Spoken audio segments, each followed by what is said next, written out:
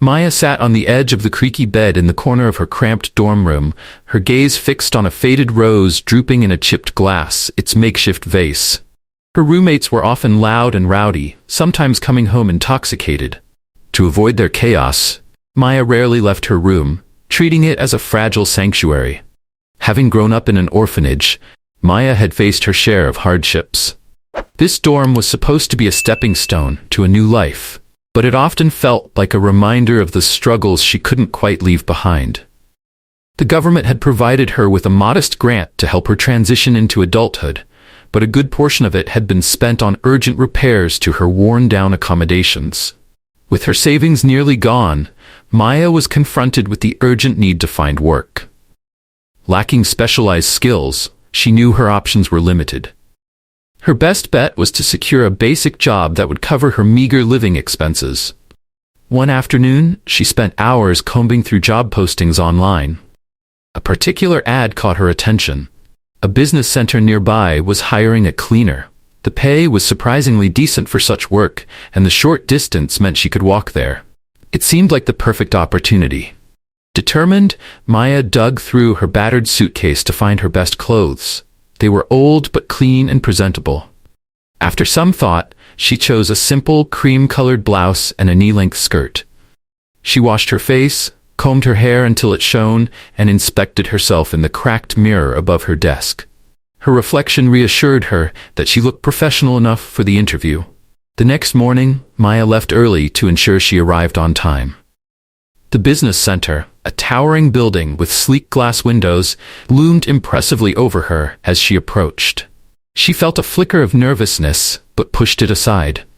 At the reception, she was directed to the manager's office. A neatly dressed man greeted her with a warm smile. "Hi, I'm Mr. Landon, the building manager. Thanks for coming in. Let's talk about the job," he said, gesturing for her to sit. He explained the responsibilities and what they were looking for in a candidate. "We need someone reliable to maintain the cleanliness of the premises. You strike me as neat and disciplined, which is exactly what we're after," he said with a nod of approval. Maya's nerves began to ease as the interview progressed smoothly. At the end of their conversation, Mr. Landon leaned forward with a kind smile. "We'd like to offer you the position. You can start tomorrow. We'll provide you with a uniform and a pass to the building. Are you ready to accept?" A wave of relief and gratitude swept over Maya. She nodded enthusiastically. "Yes, I'm ready. Thank you for this opportunity." This job marked the start of a new chapter in her life, one that promised a step toward independence and stability. In a sleek office with panoramic windows overlooking the city, three men lounged around, their conversation far removed from the day-to-day struggles below. Ethan, the head of a major department, leaned back in his chair, sipping coffee with his friends, Nate and Ryan. "See that old guy down there?" Ethan said, pointing to a janitor sweeping the parking lot. "I bet I can make him fall over," he added with a mischievous grin. "You're on," Nate replied, laughing as Ryan joined in. $1,000 says you can't do it." Ethan grabbed his car keys, his confidence unshakable. "Easy money," he smirked, already imagining the win. A minute later, as the janitor moved closer to Ethan's parking spot, Ethan pressed a button, igniting his luxury car's engine with a deafening roar. The sound shattered the quiet, startling the janitor. The man stumbled, dropping his broom as he fell to the pavement. From the office above, the three erupted into laughter. "That was incredible." "You did it," Nate exclaimed, handing Ethan a crisp stack of bills.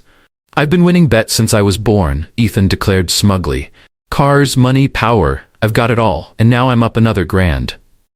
As the janitor quietly picked himself up and resumed his work, Ethan's words hung in the air like a testament to his arrogance. The laughter in the office continued, masking the weight of what their actions truly meant. The air in Ethan's office shifted the moment his father, Victor, appeared in the doorway. The tension became almost palpable as Victor stepped inside and slammed the door shut, cutting off any chance of escape. Ethan's friends, Nate and Ryan, exchanged uneasy glances, clearly sensing the storm brewing. Without a word, they slipped out of the room, leaving father and son alone. Victor was an imposing figure, his silver-streaked hair lending him an aura of authority. Without hesitation, he strode to Ethan's desk, grabbed his glass of whiskey, and downed it in one gulp.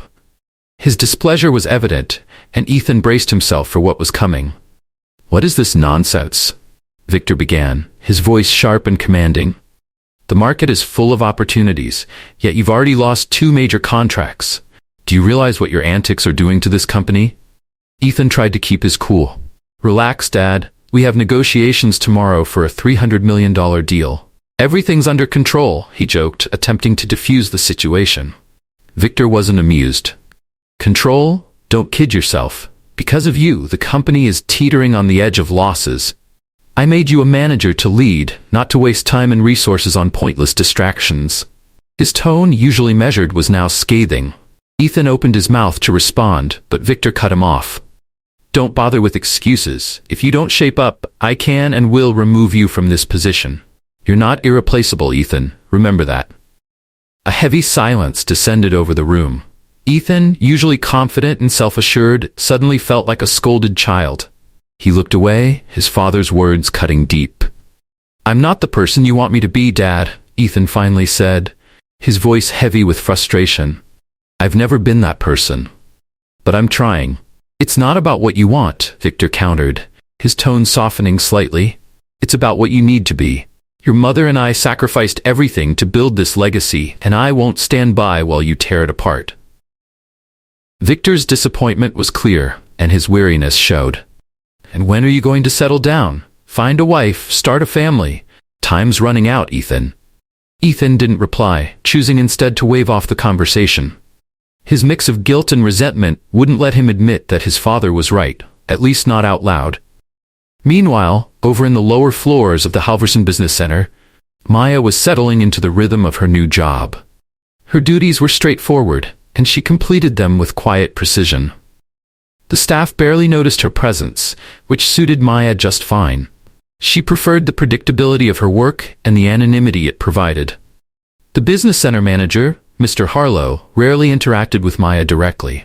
But this time, he approached her in person. "Maya, we're hosting a corporate event tonight, and we'll need someone to stay late and clean up afterward," he explained. Maya's heart skipped a beat. This was an opportunity to earn some extra money, and she couldn't afford to pass it up. "Of course, I'll stay," she said quickly, trying to mask her excitement. After her day shift ended, Maya moved into a small staff room set aside for her temporary use. The space was modest, just a bed, a table, and a chair, but it was enough for a brief rest. She glanced out the window, watching as employees, dressed in their finest attire, laughed and chatted on their way to the conference hall.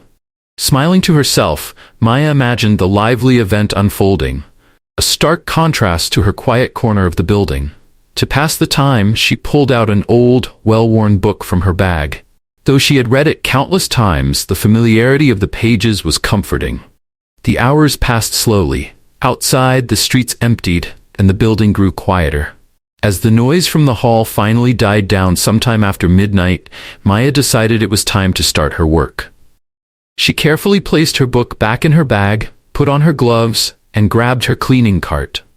With steady determination, she approached the doors of the conference hall, ready to tackle whatever mess awaited her. Maya pushed open the doors to the conference hall, bracing herself for the chaos of a post-party mess. Instead, she found a small group of men still lingering at the table, glasses in hand.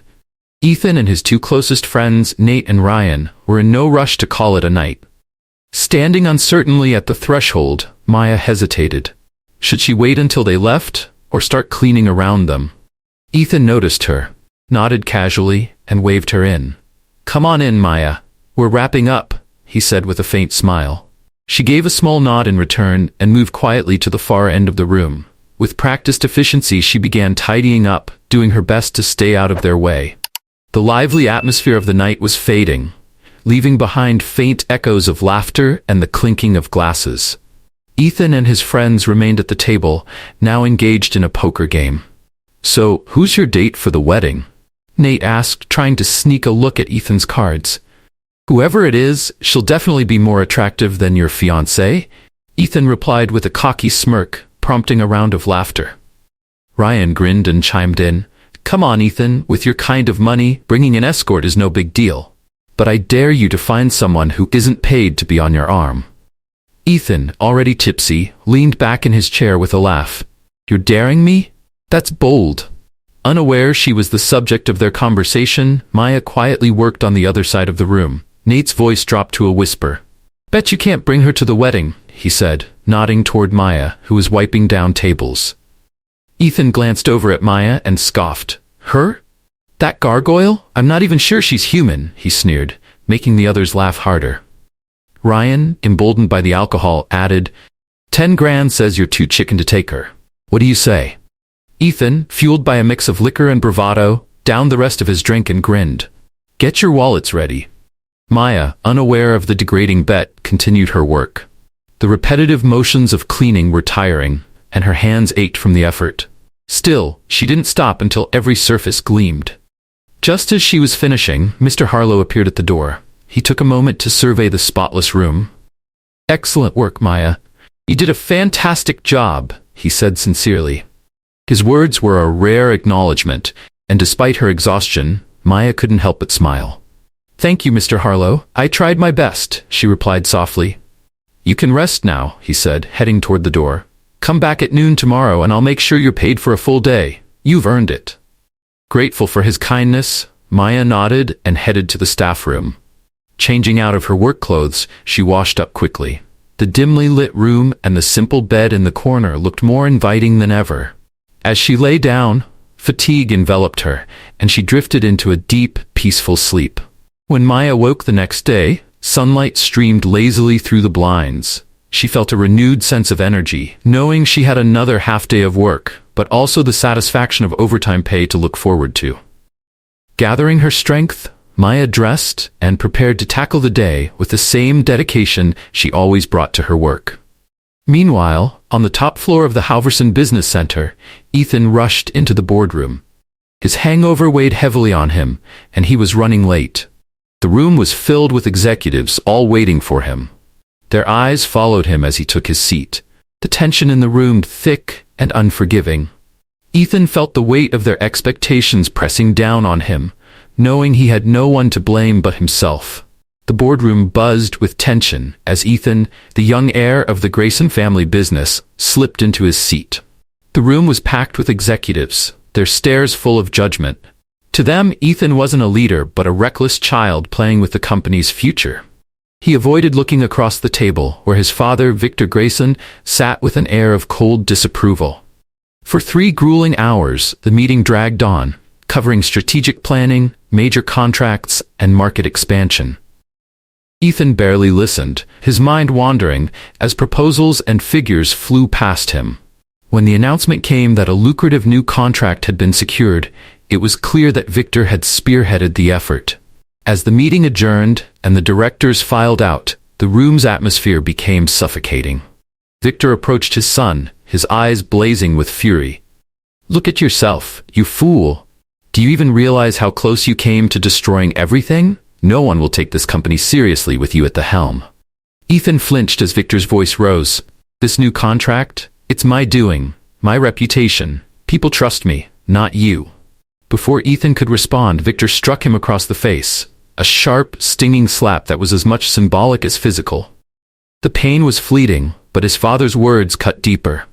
When I'm gone, Victor spat, you'll drive this company into the ground before I've even had a chance to rest in my grave. Without waiting for a reply, Victor stormed out, leaving Ethan standing in stunned silence. Ethan retreated to his office, not to dwell on the contract or his father's tirade, but to brood over his mounting frustration. He poured himself a glass of whiskey, the sharp burn doing little to ease his spiraling thoughts. The shrill ring of his phone broke the silence. Nate's name flashed on the screen. With a sigh, Ethan picked up. Hey, Ethan. Nate's voice was annoyingly cheerful. Remember the bet from last night? You've got to bring that cleaning girl to the wedding, or you lose. Ethan rubbed his temples, the details of the previous evening coming back in hazy fragments, laughter, too much alcohol, and an absurd dare. I don't even remember what we were talking about, he muttered. Well, a bet's a bet, Nate replied with a chuckle. You're not backing out, are you? Ethan's lips curled into a dark smirk. Don't count on it, he said, his pride snapping him back into focus. As the call ended, Ethan sat back, his thoughts a chaotic swirl of anger, shame, and stubborn determination. He couldn't back down, not from his father, not from Nate, and certainly not from this ridiculous bet. Later that afternoon, Ethan's headache still throbbed as he tried to focus on work. Pages of contracts blurred in front of him, and his irritation grew with every passing minute. A soft rustle at the door pulled him from his thoughts.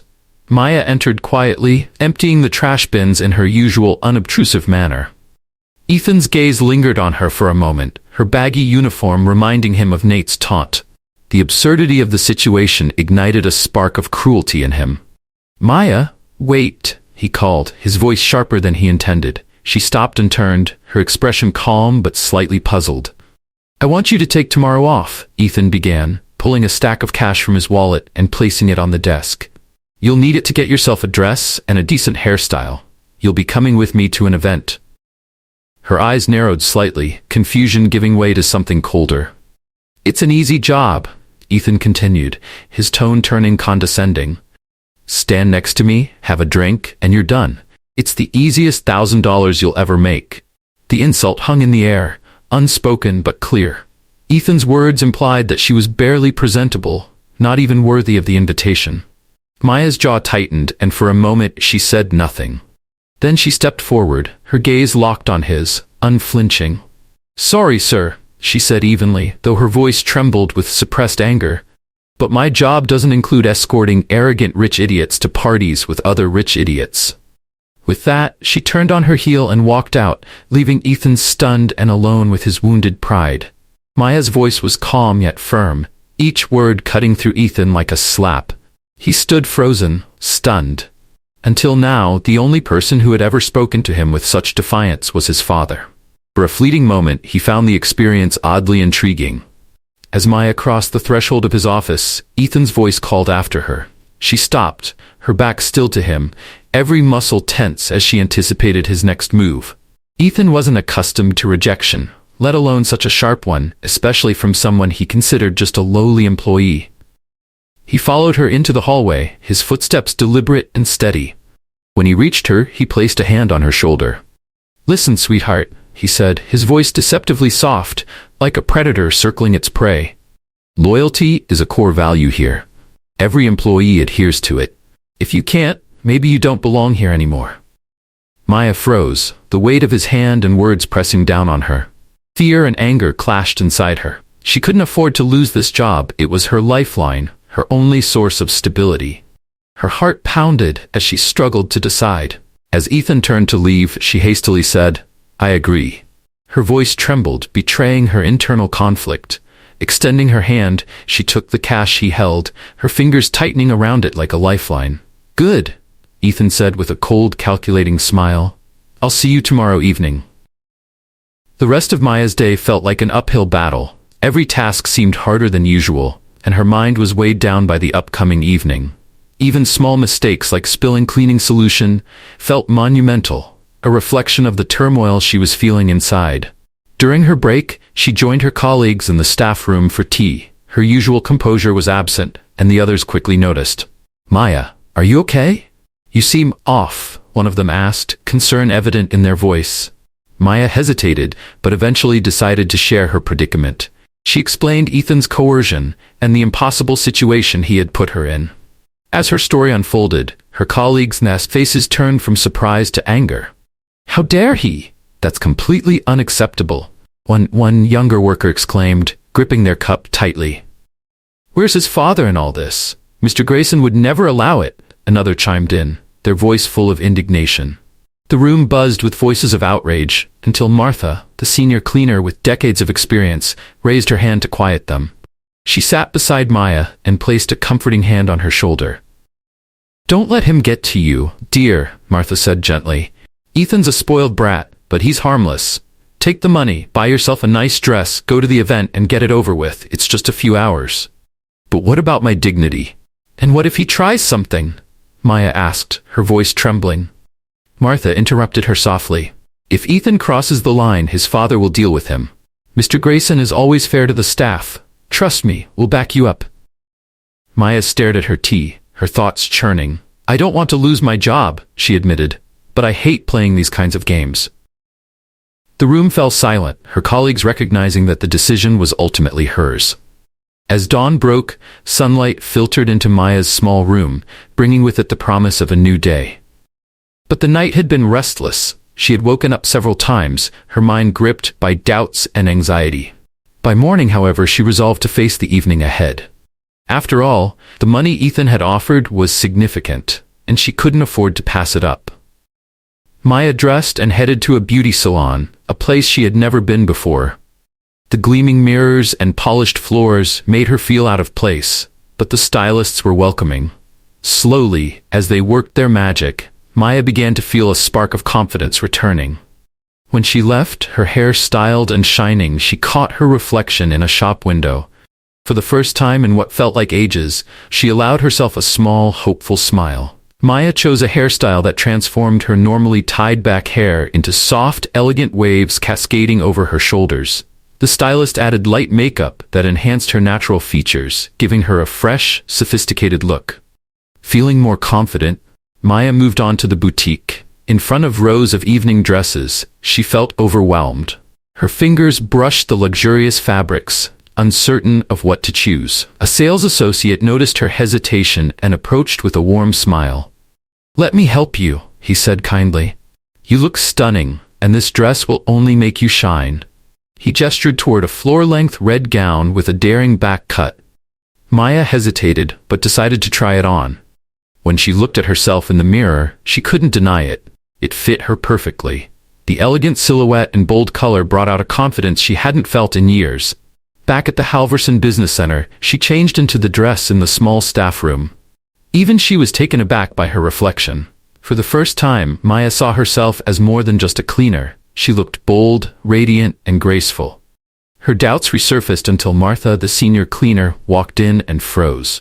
"Oh my, who is this gorgeous woman?" Martha exclaimed, her eyes wide with admiration. Maya laughed nervously. "Isn't this too much? I feel out of place." "Nonsense, dear," Martha said, placing a reassuring hand on her shoulder. "You look like a star. And remember, if anything goes wrong, we can always report it to Mr. Grayson. Now go have some fun. You deserve it." Maya took another long look in the mirror. She sighed, nodded, and finally smiled at her reflection. This might be someone else's game, but she would use it as an opportunity to see a new side of life. Standing at the business center's entrance, Maya wrapped herself in a jacket to shield against the cool evening breeze.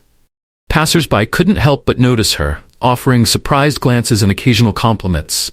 She wasn't used to such attention, and each kind word made her heart race a little faster. Just then, Ethan stepped out of the building, talking animatedly on his phone. His eyes were focused elsewhere until Maya called his name. He turned, and for a moment he froze. His conversation forgotten, Ethan hung up, his mouth slightly open as he stared. The transformation left him speechless. Finally, he approached, struggling to form words. "Maya, you look," he began, but was cut off. "I'm only doing this because of the job," Maya said firmly, her tone making it clear she wanted no part of this beyond necessity. "Let's just get it over with." The two climbed into the waiting car. The ride was tense and silent. Ethan stole occasional glances at Maya, marveling at her unexpected beauty. With each glance, an uncomfortable realization grew. He had crossed a line. His immature bet had dragged this sweet, innocent woman into something humiliating. For the first time, guilt began to creep in. Maya, meanwhile, stared out the window, her thoughts distant. She felt out of place, a reluctant participant in someone else's game. When they arrived at the event, the air buzzed with excitement. Their entrance didn't go unnoticed. Ethan's friends, Nate and Ryan, stood nearby, their laughter dying as they saw Maya step out of the car. "Well, look who's here," Nate said with a smirk. "Ethan, did you actually lose the bet?" Their mocking laughter grew louder as they scrutinized Maya. Ethan's jaw tightened. "You two idiots. It's her," he snapped, glaring at them. The elegance of Maya's dress and her poised demeanor silenced the laughter. Nate and Ryan exchanged stunned glances. "No way," Ryan muttered, still in disbelief. "Get your money ready," Ethan said sharply, his voice brooking no argument. As they entered the venue, Ethan offered Maya a drink, but she politely declined. Her calm refusal and composed manner further unsettled him. For the first time in a long while, Ethan felt the weight of his actions, and a growing need to make things right. Maya didn't touch any alcohol, sipping her juice quietly as the evening wore on. The tension between her and Ethan gradually softened.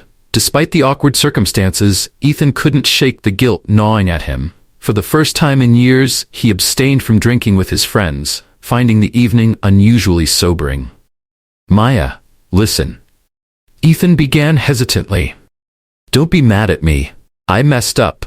I should have just lost the bet." Maya glanced at him, her lips curving into a faint, dismissive smile. A couple of hours later, as the party reached its drunken peak, one of Ethan's friends approached Maya, pestering her with crude comments.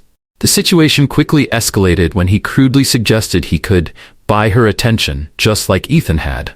Without a second thought, Ethan shoved his friend away. His voice cold and sharp. "Leave her alone." "Why are you defending this loser?" the friend sneered, stumbling slightly. Humiliated and furious, Maya grabbed her jacket and headed for the exit. "I've fulfilled my part of the deal. I'm leaving," she said firmly. Ethan tried to follow her, but his drunken friends held him back, laughing and continuing their mockery. "Ethan, come on, you're ruining all the fun."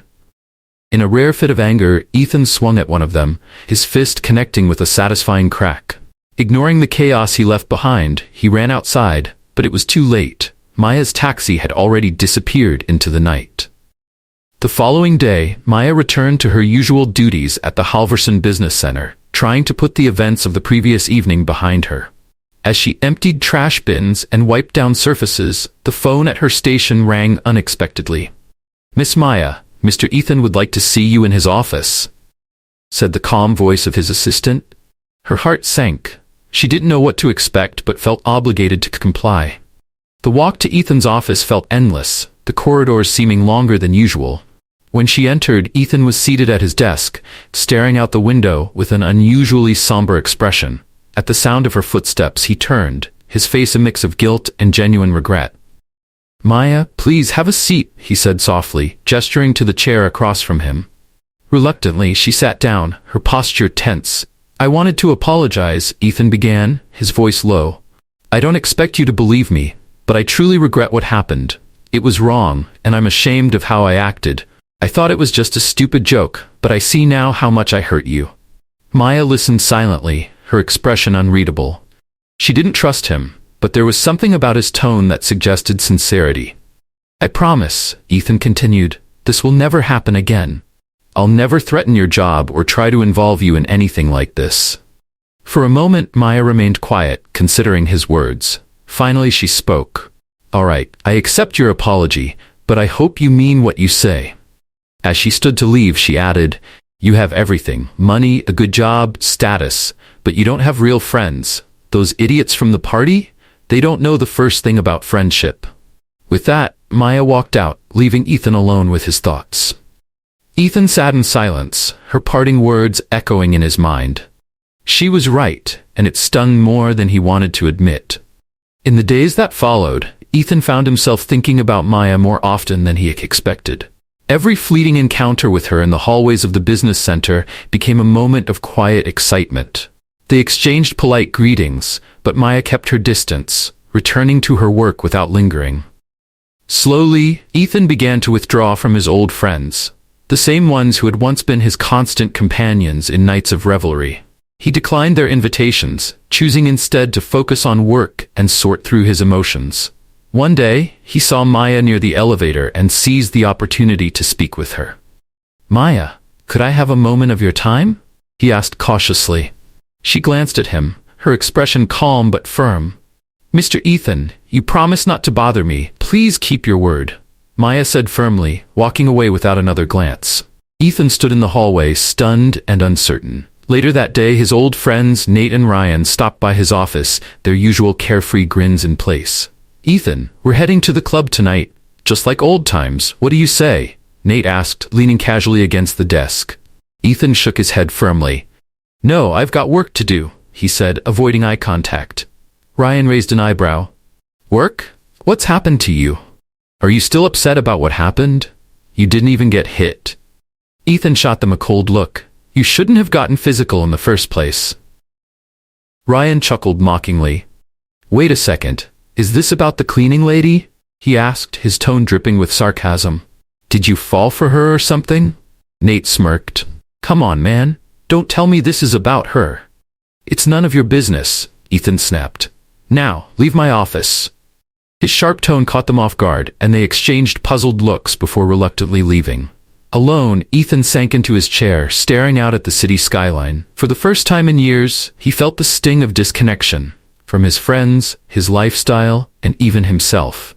Meanwhile, Maya's day at the Halverson Business Center took a sharp turn for the worse. Ethan's so-called friends weren't content to let things lie.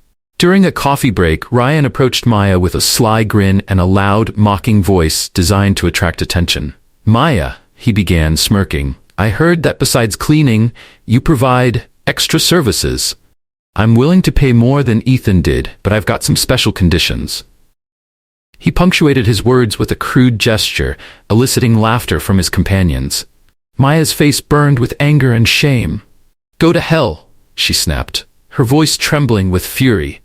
I'm not who you think I am. Her firm response only fueled their laughter as they walked away, ignoring her completely. Ryan's words were the spark that ignited a wildfire. Rumors about Maya's supposed activities spread rapidly through the business center, fueled by Nate and Ryan's cruel commentary. Snide remarks, mocking glances, and sarcastic whispers followed her everywhere. Even colleagues who had once been friendly began avoiding her, unwilling to risk being associated with the scandal. Maya felt the weight of judgment in every glance and overheard snatches of cruel conversations about her. Maya tried to maintain her composure, holding her head high despite the humiliation. But the constant ridicule and suspicion were suffocating, and the stress began to take its toll. Only Martha, the senior cleaner, stood steadfastly by her side, offering words of comfort and encouragement. One afternoon, Maya sat in the break room, tears streaming down her face as Martha gently rubbed her back. The older woman had been like a mother to her, and her calm presence was the only thing keeping Maya from crumbling completely. I'm such a fool, Martha, Maya said. Her voice choked with emotion. I should never have agreed to go to that wedding. This is all my fault. Martha shook her head firmly. No, dear, it's not your fault. Those two idiots started this nonsense, not you. You did what felt right at the time. We all make mistakes. Maya sighed deeply, the despair tightening like a knot in her chest. I can't stay here anymore, Martha. Every whisper, every laugh behind my back, it's too much. I've ruined everything. I should have said no from the start. Martha wrapped her arms around Maya, pulling her into a comforting embrace. You didn't ruin anything, Maya, she said softly. It's the people around you who've forgotten how to behave like decent human beings. You're strong, and you're honest. Don't let them break you. But even as Martha's words offered a flicker of solace, Maya felt her resolve weakening. The poison of the rumors had seeped too deep, and she couldn't shake the feeling that her life at the business center was slipping beyond repair. Maya pulled away, wiping her tears. She looked at Martha, whose eyes brimmed with genuine care and sympathy. I've decided to quit, Maya said, her voice steady but laced with sadness. I can't keep coming here every day knowing no one believes me. I need a fresh start, somewhere else. Across the business center, Ethan sat in his office, waiting for an important meeting.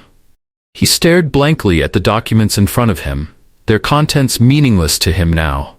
Without the parties and reckless camaraderie that had once consumed his life, he felt hollow. His position had always been a gift from his father, and the luxuries he enjoyed came from the company's coffers. His so-called friends had all but vanished when he stopped funding their escapades. Ethan's thoughts were interrupted by Martha, who entered his office to clean.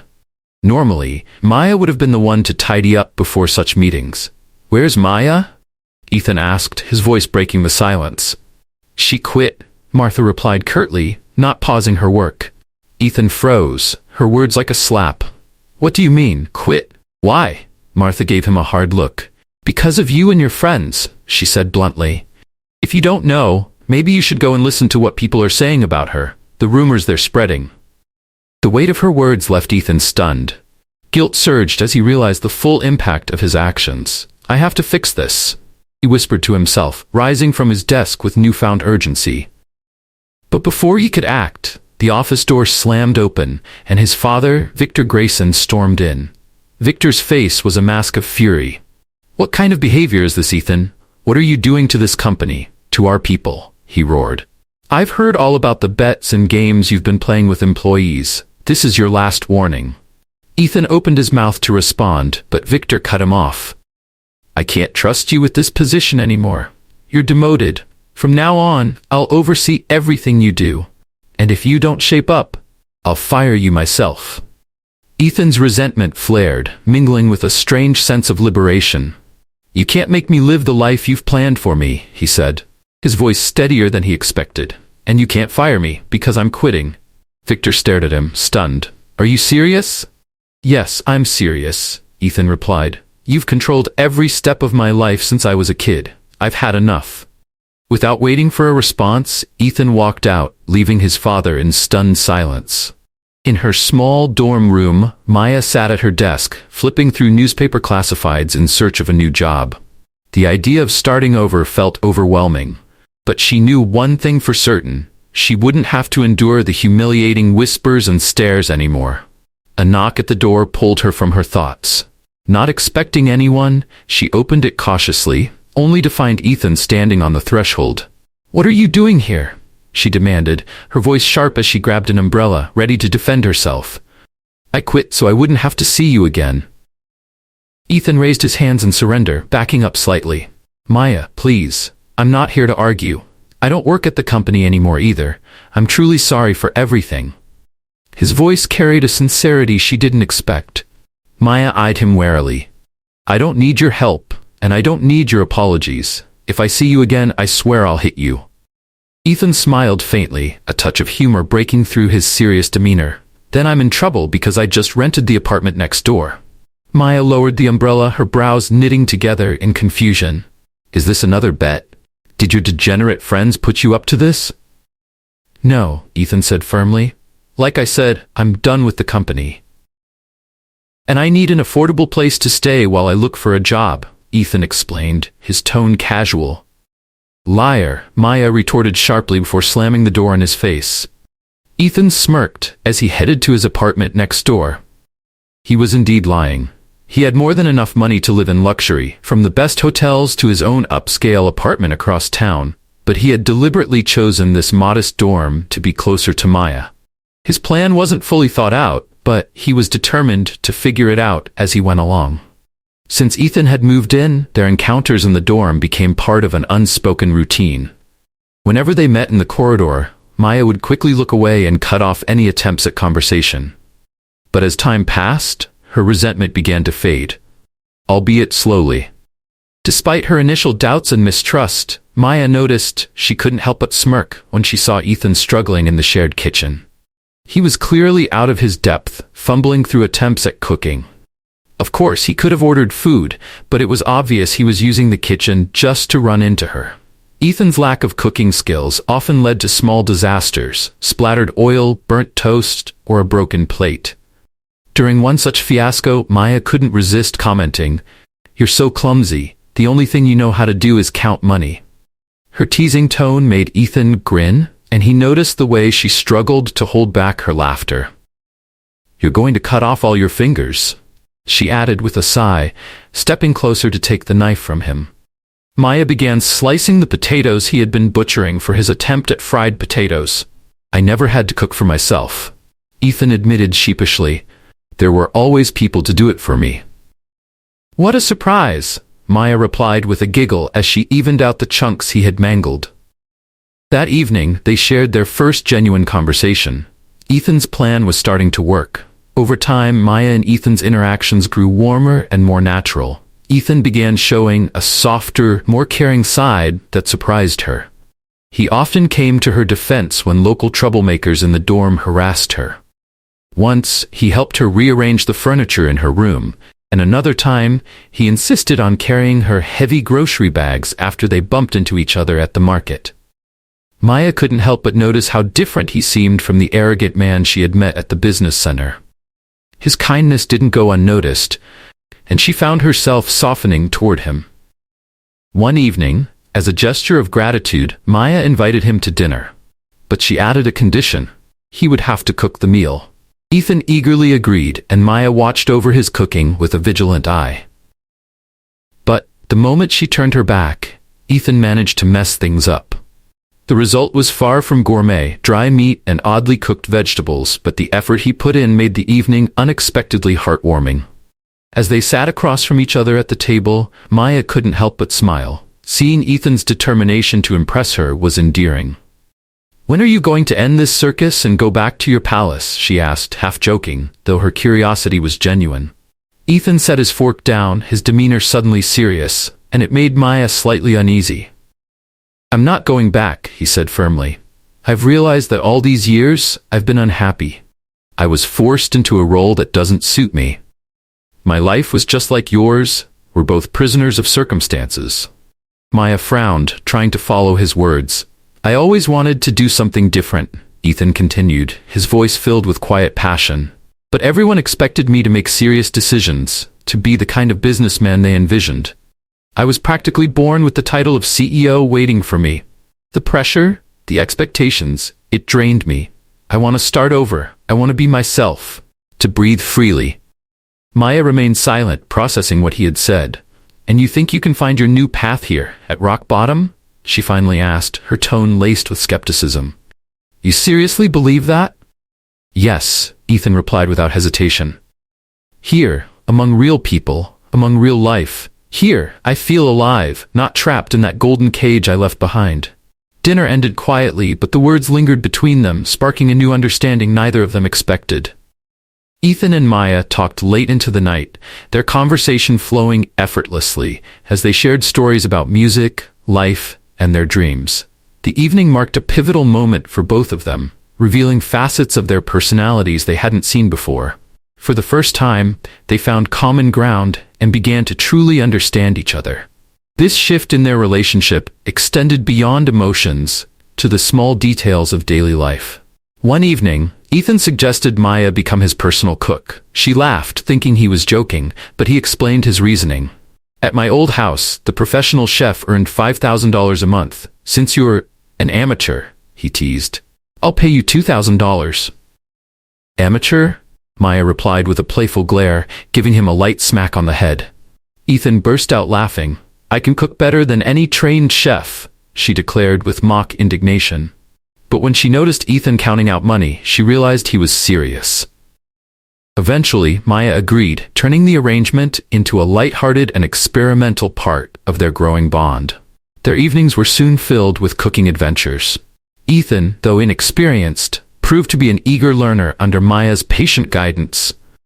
These shared moments in the kitchen deepened their connection. Almost every evening, they ventured outside together, walking through the park or along the waterfront. Maya particularly loved visiting the city's zoo, a place Ethan was surprised to learn even existed. "How would you know?" Maya teased. "You rich kids only know clubs and bars." Ethan smirked, recalling his past habits. "Speaking of which, should we check out a club sometime?" he joked.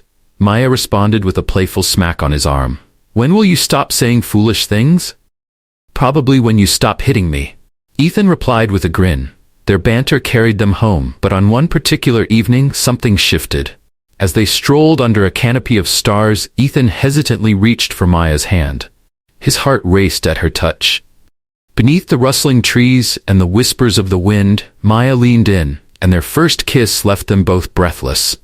For Ethan, the moment was pure magic. He had never felt happier. The cool evening air accompanied their slow walk home, their conversation filled with future plans and shared dreams. Each step brought them closer, deepening their connection and mutual understanding. But their calm was shattered when an expensive car pulled up beside them. Ethan's father, Victor Grayson, stepped out, his face stern and unreadable. "Dad, I'm fine. I'm not coming back to the company," Ethan began, already bracing for an argument. Victor raised a hand to stop him. "I'm not here for you," he said sharply. "I'm here for Maya." Ethan froze, completely caught off guard. "What?" Victor turned to Maya, his tone calm yet commanding. "I apologize for showing up unannounced, but I have business with you. I've learned about the situation my son put you in, and I want to make it right." Maya blinked, unsure how to respond. I'm offering you the position of head of technical staff at the Grayson Business Center, Victor continued. It's a chance to start a new career in a field where you already have some experience. Maya, overwhelmed, struggled to find her words. I don't know what to say. This is a big step. Victor, noticing her hesitation, added, Don't worry about the rumors or the mess caused by my foolish son. I personally guarantee no one will dare speak ill of you again. Anyone spreading lies will be dealt with immediately. Though his words were firm, his tone softened as he looked at her. I know this is unexpected, but think about it carefully. This could be an important opportunity for you. Victor's presence and proposal left both Maya and Ethan stunned, their evening taking an unexpected turn that neither of them could have anticipated. Victor said goodbye to Maya, casting Ethan one last stern look before leaving. What the hell was that? Ethan muttered, stunned as he sat down on a nearby bench. The head of Grayson Enterprises came all this way to hire a manager? For what kind of position? Maya sat down beside him, her expression equally confused. You know, I have the same question, she said, her voice tinged with nervous humor. The following day, Maya walked through the familiar corridors of Grayson Enterprises, her nerves building with each step. She had worked in this building before as a cleaner, and almost nothing had changed. But now, she wasn't here to clean. It was her interview for the position of head of technical staff, and the weight of the moment felt overwhelming. Her lack of formal education and managerial experience loomed large in her mind. She felt as though the expectations were impossibly high. In Victor's office, she took a deep breath and voiced her doubts honestly. Mr. Grayson, I'm incredibly grateful for this opportunity, but I don't have the education or experience for a position like this. I'm afraid I might not be able to manage it. Victor's reaction was unexpected. Instead of disappointment, he smiled warmly. Maya, I believe in you, he said. There's far more potential in each of us than we often realize. Yes, you'll need to learn quickly, but I'm confident you can handle it. This kind of opportunity doesn't come around often. You have to seize it. Though still unsure, Maya found herself buoyed by his confidence. All right, she said, her voice steadier. I'll do my best not to let you down. As she stood to leave, a lingering question came to her mind. Can I ask, don't you want Ethan to come back to his position? Victor sighed, his expression softening. Ethan has shown a great deal of irresponsibility. Besides, I didn't fire him, he resigned. And rightly so, he wasn't suited for such a high position. Perhaps if he decides to come back on his own, I'll consider it. Maya smiled, slightly embarrassed. You and Ethan are very alike. Both of you are incredibly stubborn. His pride won't let him ask to come back, but he's not the same person he used to be. He's changing, Mr. Grayson. Victor didn't respond immediately, his focus shifting to the documents on his desk. Perhaps, he murmured. Maya took her leave, her spirits lifted despite her nerves. Thank you again, Mr. Grayson. I'll do my best to justify your trust. When Maya returned to the dorm, her excitement was palpable.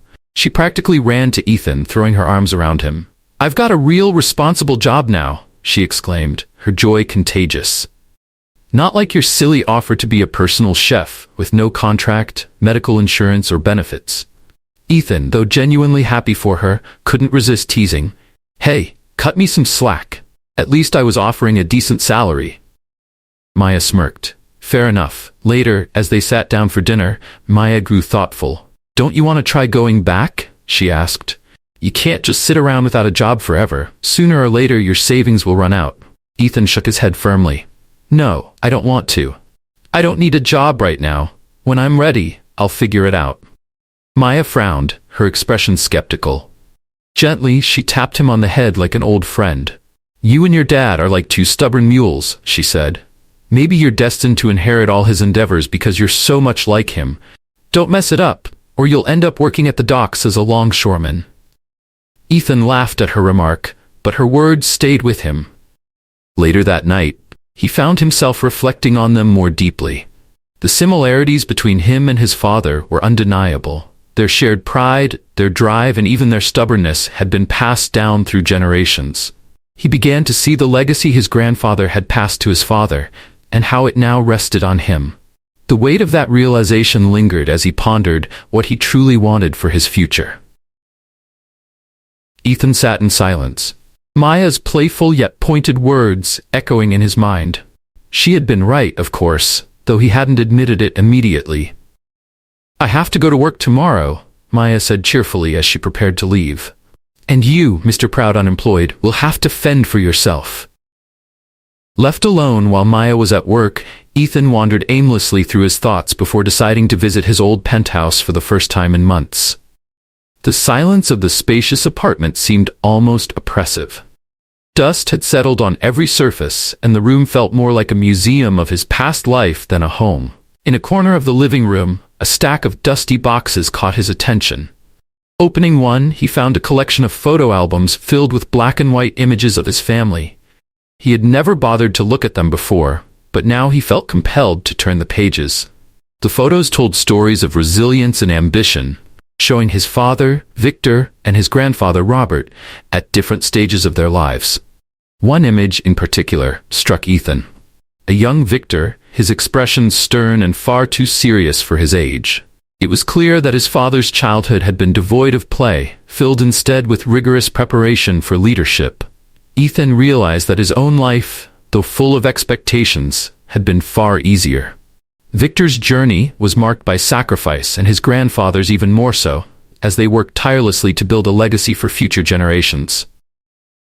A wave of shame washed over Ethan as he thought about how he had squandered the opportunities their sacrifices had created. Motivated by this newfound clarity, Ethan sat at his desk, dusting off his laptop. He began researching how to write a proper resume. It took several failed attempts and numerous revisions, but he finally completed the document.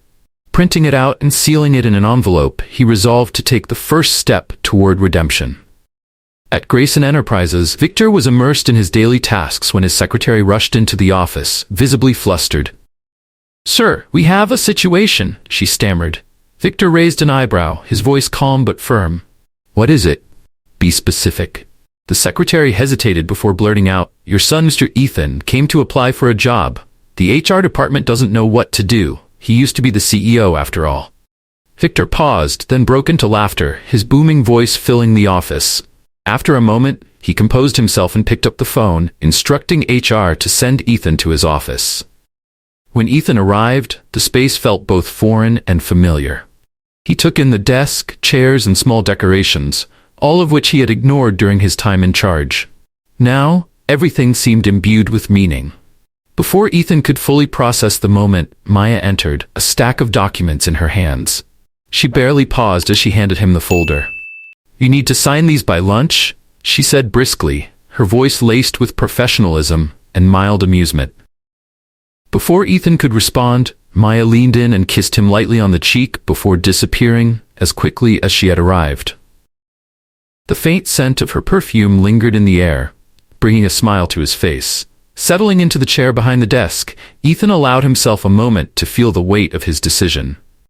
Not a minute later, Victor entered the office, his expression serious as he took a seat across from his son. "No more slacking off, Ethan. No more partying," he began, his tone firm. "You'll work harder than you've ever worked to prove you're worthy of this chair, and if you fail, you'll lose this position for good." Though his words were strict, there was an undercurrent of relief in Victor's voice. Deep down, he was proud to see his son take responsibility. Ethan met his father's gaze and nodded, a determination Victor hadn't seen in him before. He was ready to rebuild, not just his career, but himself. Ethan smiled at his father. "I'm not afraid of getting fired, Dad. I recently learned that I can survive just fine in Spartan conditions. If all else fails, I'll find a job as a dock worker and move back into my dorm." Victor burst out laughing, leaning back in his chair. "I can't believe you actually lived in a dorm, giving up all the comforts of your luxurious penthouse." Ethan chuckled, shaking his head. "I can hardly believe it myself," he admitted. Their laughter broke through the tension, dissolving any remnants of the misunderstanding that had lingered between them.